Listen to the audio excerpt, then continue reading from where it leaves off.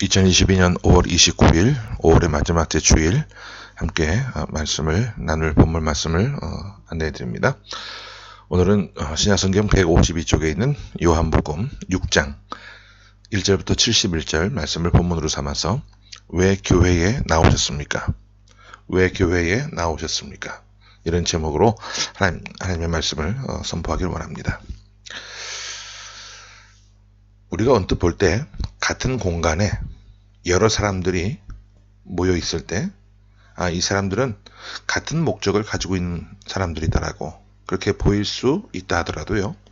사실 그 사람들 한 사람 한 사람 면면을 들여다보면 다 같은 목적을 갖고 있는 것은 아니라는 것을 알게 될 때가 있어요.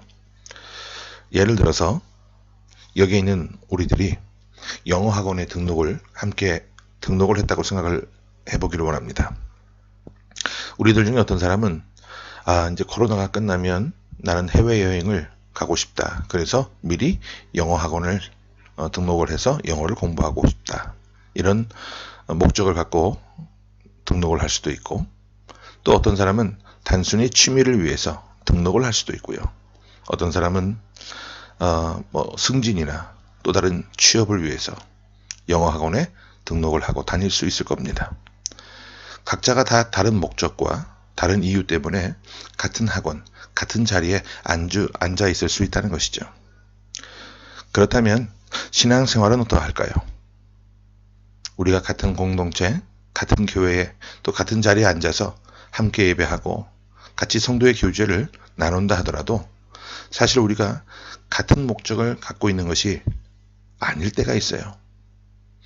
어떤 사람은 진실로 예수님 한 분만으로 만족하고 주님의 말씀을 생명처럼 여기고 그 말씀을 따르고자 애쓰는 사람이 있고요.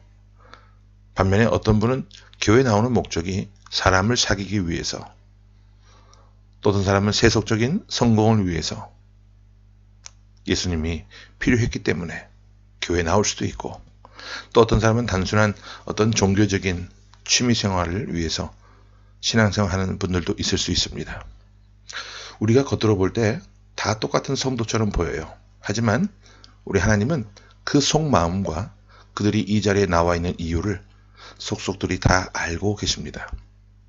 심판날 주님께서 영광의 날에 이를 때, 그때 우리가 이 자리에 앉아 있는 이유를 따라서 주님께서는 분별하시고 심판하신다는 것을 꼭 기억할 수 있는 우리가 되기를 바랍니다.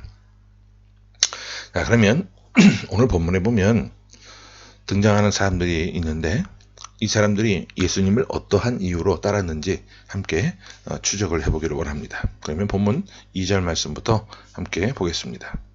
자, 시작. 큰 무리가 따르니 이는 병자들에게 행하시는 표적을 보았음이러라. 예수님께서 오늘 본문에 보면 갈릴리 디베랴라고 하는 호숫가에 계셨어요. 갈릴리 호수, 다른 말로 디베랴 호수라고도 하는데, 이 호수는 아주 작은 공간이고 작은 시골 마을에 있는 호수였습니다. 그런데 이곳에 수많은 사람들이 몰려들었어요. 나중에 오병이어 사건을 행하시는 것을 보면 남자만 5,000명쯤 된다고 했는데, 남녀노소 또 어린아이들, 병든 사람들, 이런 사람들까지 다 합쳐놓으면 2만 명이 훨씬 넘는 사람들이 이 작은 시골 마을에 몰려들었다라는 것이죠. 때는 6월절이었습니다. 사람들이 6월절 잔치를 지키기 위해서 유대 땅 예루살렘에 올라가는 것도 마다하고 예수님을 보기 위해 이 자리에 모인 이유가 무엇이냐? 딱 한 가지인데, 2절의 말씀에 기록이 되어 있는 것처럼 표적을 보았기 때문이라는 거예요. 예수님께서 병자들을 살려주신 그 표적 때문에 모인 것이죠. 각색 병자들이 예수님을 보기 위해서, 주님을 통해서 병 낫기 위해서 모여들었습니다. 그리고 그 병자의 보호자들이 몰려들었어요. 그리고 단순히 예수님을 보고 호기심을 충족시키려고 하는 사람들. 예수가 병고침을 그렇게 잘한다고 하는데 오늘도 병고침의 그런 행위를 하고 있는지 한번 보자, 이렇게 구경하는 사람들. 이런 사람들이 이 자리에 몰려들었다는 것이죠. 그런데 우리 주님은 이렇게 몰려드는 사람들을 바라보시면서 그들을 불쌍히 여겨주셨어요. 목자 없는 양같이 이리저리 헤매는 이들을 보고 주님은 긍휼히 여겨주셨습니다. 사복음서에 공통적으로 오병이어 사건이 등장하고 있어요. 다른 복음서에 보면 예수님께서 이들에게 오랫동안 말씀을 전했다라고 기록이 되어 있습니다. 오랫동안 말씀을 듣고 있던 자들이 배가 고픈 것을 주님께서는 아시고 한 아이가 가져온 작은 도시락, 그 속에는 우리가 잘 아는 것처럼 보리떡 5개와 물고기 2마리가 있었는데 이것을 가지고 먹여주셨어요. 아주 배부르게. 보리떡 5개와 물고기 2마리를 가지고 축사하신 후에 나눠주셨어요. 그렇게 해서 나눠주고 또 나눠주고 해도 남은 것이 12광줄이나 되었다. 바로 이것이 오병이의 사건이죠. 그런데 그 다음부터 문제가 생깁니다. 14절과 15절을 연이어서 보겠습니다. 자, 시작. 그 사람들이 예수께서 행하신 이 표적을 보고 말하되 이는 참으로 세상에 오실 그 선지자라 하더라. 그러므로 예수께서 그들이 와서 자기를 억지로 붙들어 임금으로 삼으려는 줄 아시고 다시 혼자 산으로 떠나 가시더라. 예수님이 행하신 이 표적을 보고요, 사람들이 행한 행위가 있죠. 예수님을 자신들의 왕으로 삼으려고 했습니다. 그러면 예수님께서 행하신 이 표적이 구체적으로 어떤 의미, 어떤 표적을 말하는 것일까요? 우선은 병자를 낫게 하는 병 고침의 표적이었습니다. 그리고 두 번째는 오병이어의 표적이었어요. 이 표적을 보고 사람들이 열광하고 환호성을 질렀습니다. 그리고 나서 예수님을 임금으로 삼으려고 했어요. 자, 그들의 속내를 한번 보십시오. 굉장히 시커먼 색입니다. 적어도 예수님을 왕으로 삼으면 우리가 병들어서 죽을 이유는 없겠구나, 그런 생각을 했던 것이죠. 어떤 죽을 병에 걸려도 38년 동안 병자로 살아갔던 그 베데스다 연못가에 한 병자를 고쳐주신 주님께서 우리도 고쳐주실 것이다, 이런 기대를 그들은 마음에 품고 있었습니다. 오병이의 기적을 행하시는 것을 보고 또 이들은 이런 생각을 했어요. 적어도 예수님을 왕으로 세워놓으면 굶어 죽을 걱정은 하지 않아도 되겠다. 농사 짓지 않아도, 목축하지 않아도, 애쓰고 힘써서 땀 흘려서 농사 짓지 않아도 이분을 왕으로 세워놓으면 우리는 먹는 걱정 평생 하지 않고 살겠다. 이런 마음을 먹고 예수님을 왕으로 삼으려고 했고 열광적인 모습으로 주님을 따라다녔던 거예요. 겉으로 볼 때 어때 보이죠? 멀리서 보면 이들은 정말로 믿음이 좋은 사람들처럼 보입니다. 열광적으로 주님을 따라다녔어요. 열정을 다해서 주님이 어디를 가시든지 따라다녔습니다. 6월절 잔치에 예루살렘에 올라가는 것도 마다하고 수많은 무리들이 주님을 따라다녔으니까 겉으로 볼 때 이들 모두가 신앙이 좋은 것처럼 보일 수 있어요. 하지만 그 속내를 들여다보면 이들은 구약시대 바알과 아세라를 섬겼던 그 바알 신앙자들과 별반 다르지 않는 모습이에요. 왜냐하면 먹고 마시는 것 때문에, 병 고침 때문에 풍요의 신, 농경의 신, 그 바알을 섬겼던 그 사람들과 다를 바가 없었기 때문입니다.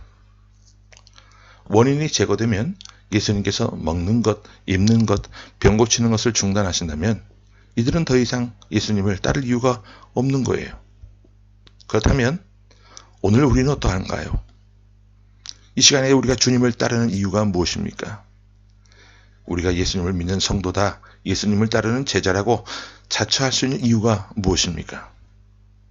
오늘 주일 아침 이 자리에 앉아있는 이유가 어떤 이유에서입니까? 무엇 때문에 예수님을 따르고 있는 겁니까? 병 고침을 위해서? 아니면 위로받기 위해서? 아니면 단순히 먹고 사는 문제를 해결하기 위해서? 아니면 예수님 자체 때문입니까? 예수님은 이들의 문제를 보시고 병이 심각하다는 것을 아셨어요.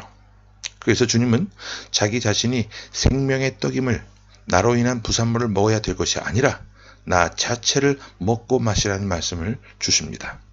32절과 33절을 보겠습니다. 시작. 예수께서 이르시되 내가 진실로 진실로 너희에게 이르노니 모세가 너희에게 하늘로부터 떡을 준 것이 아니라 내 아버지께서 너희에게 하늘로부터 참 떡을 주시나니.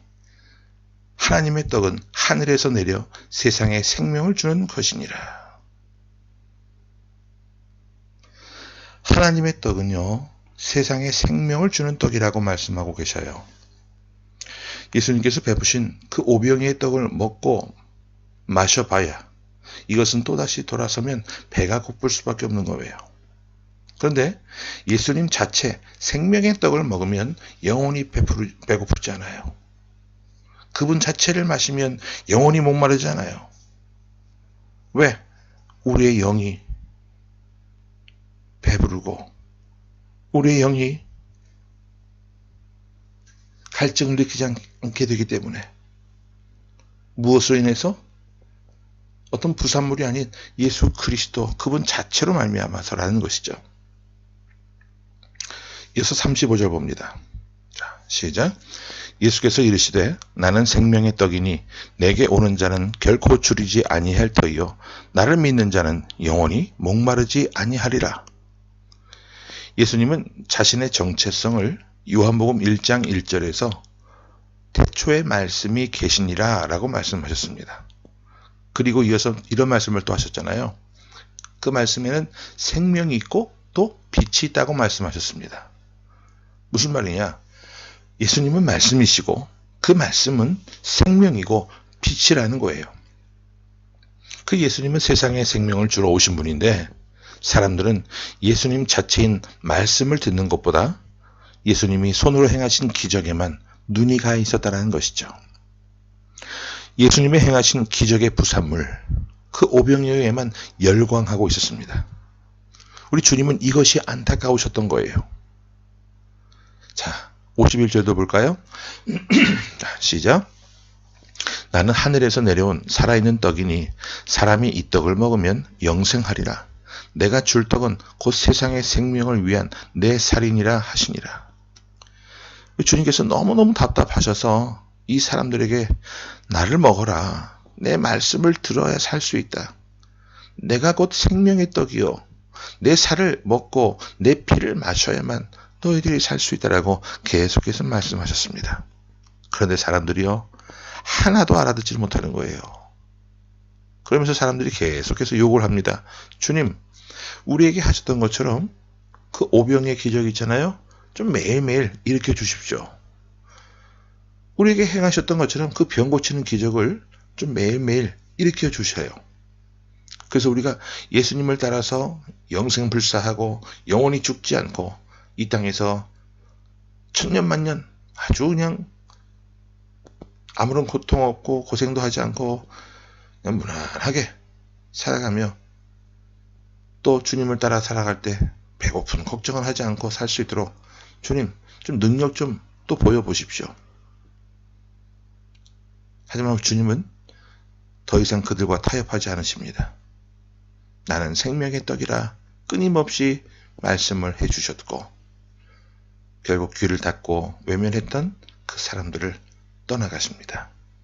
66절 보고 정리합니다. 시작. 그때부터 그의 제자 중에서 많은 사람이 뭐하고 떠나가고 다시 그와 함께 뭐하지 않더라? 다니지 아니하더라. 그러면 여기서 또 질문이 생기죠. 오늘 이 말씀을 듣고 있는 여러분은 어떤 사람들이십니까? 왜 예수님을 따르고 계십니까? 예수님 그 자체가 말씀이시고 말씀 되신 예수님이 우리의 영을 책임지고 계신다는 그 사실, 오늘도 주님의 말씀을 듣고 따르기 위해 이 자리에 나와 있다는 사실, 이 진리의 말씀을 믿고 주님의 말씀을 생명처럼 여기는 그런 삶이 되시길 바랍니다. 그렇지 않고 예수님의 말씀을 따르다가 생겨나는 어떤 부스러기의 복들, 부산물의 복을 예수님 자체인 양 착각하고 붙들고 살아간다면 정말 불행하고 불쌍한 영혼이 될 수밖에 없어요. 주중에 안타깝게도 이곳에 제가 잘 알고 있는 이제 18살이 된 남자아이를 알고 있는데 그 아이가 월요일 날 학교 옥상에 올라가서 극단적인 선택을 하고 떨어져서 죽게 되었습니다. 학교가 난리가 났어요. 비상이 걸렸죠. 지역사회가 난리가 났는데 그 어느 누구도 그 소식에 대해서 알려주고 어디에 빈소가 있으니 가서 위로해 주시라, 이런 말이 하나도 올라오지 않는 거예요. 보니까 그런 어떤 과정이 있었어요. 그냥 죽진 않았겠죠. 그 과정에 조금이라도 연관이 있는 사람들, 혹시라도 어떤 피해가 갈까봐, 학교에나 또 다른 학생들에게 또 교사들에게 불똥이 튈까봐 얘기들을 하지 않았던 것이죠. 그 지역의 한인회 부회장을 맡고 있는 분에게 저한테 그런 얘기를 하셔서 제가 뭐라고 했어요. 내가 올리겠다고. 제가 운영하는 조그만 그런 단체방 3군데다가 이러이러한 일이 생겼는데 위로하고 싶으신 분들은 어디에 조문을 할 수 있는 빈소가 있으니 가서 하나뿐인 유가족 그 엄마 위로해 주시고 안아주시고 따뜻한 격려해 주시기 바란다고 글을 올렸어요. 그랬더니 어떤 분이 또 시비를 걸어요. 당신이 유가족이냐? 당신이 그 사람들에 대해서 얼마나 잘 아느냐? 이거 중국에서 생활한 지 얼마나 됐느냐? 별의별 말 갖고 시비를 걸어요. 그분도 신앙인인 것 같더라고요. 보니까 우리 쪽은 아니고 우리랑 비슷한 동네 있죠. 송호 긋고 하는 동네. 그래서 제가 속으로 의문이 들었습니다. 이 양반이 정말 크리스찬이고 성도인가? 껍데기만 무늬만 오늘 본문에 나오는 이 사람들과 별반 다를 바가 무엇인가라는 생각을 하게 된 것이죠. 여러분, 우리 그렇게 살면 안 됩니다. 너희는 우는 자들과 함께 울라라고 말씀하셨어요. 그의 삶이, 그의 과거가 어떠했고 어떤 어두운 모습이 있었다 할지라도 슬픈 일을 당했다면 위로해 주는 것이 먼저입니다. 심판은 주님이 하시는 거예요. 왜 본인들이 칼날을 휘두르고 정죄를 하고 판단을 합니까? 어리석은 모습이요, 큰일 날 사람들입니다.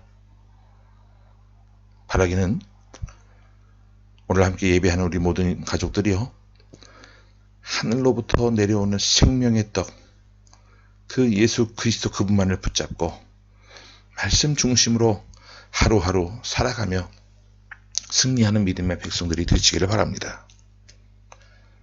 우리가 편하게 모여 예배할 수 있는 모습이 아니잖아요. 혹여라도 누가 신고할까봐, 누가 보고 쳐들어올까봐 그런 경계심이 있는 마음으로도 예배하잖아요. 하지만 두려워하지 마십시오. 눈치 보지 마세요.